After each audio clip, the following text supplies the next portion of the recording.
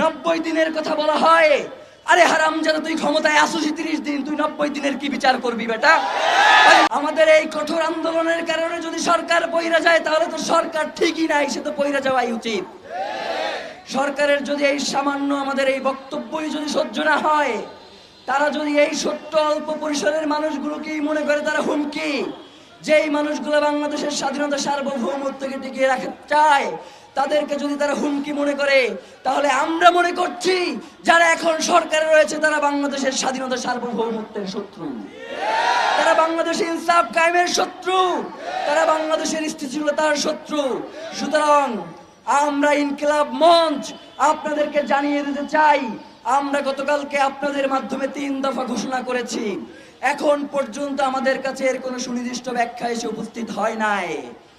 90 দিনের কথা বলা হয়।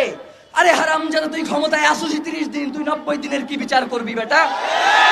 করো 90 দিনের কথা বলে আগামী 30 কার্য দিবসের মধ্যে দ্রুত বিচারিক ট্রাইব্যুনালের মধ্য দিয়ে আন্তর্জাতিক গোয়েন্দা সংস্থার যারা পেশাদারী এবং নির্ভরযোগ্য, তাদের মধ্য দিয়ে শরীফ ওসমান হাদির খুনের সাথে যারা জড়িত রয়েছে তাদেরকে গ্রেফতার করে আগামী 30 কার্য দিবসের মধ্যে বিচার নিশ্চিত করতে হবে, কোনো হাঙ্কি পাঙ্কি চলবে না।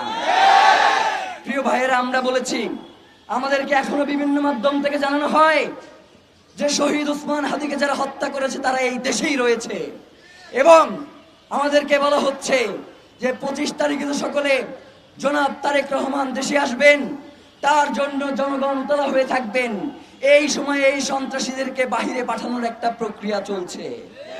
আমরা বাংলাদেশের জনগণকে সাথে নিয়ে বলতে চাই, জনাব তারেক রহমান আসবেন, এর জন্য আমরা ইনকিলাব মঞ্চ 25 তারিখে কোনো প্রোগ্রাম রাখি নাই, এবং আমরা মনে করছি যে জনাব তারেক রহমান দেশে ফিরে আমাদের এই আন্দোলনের সাথে তিনিও একত্রতা পোষণ করবেন।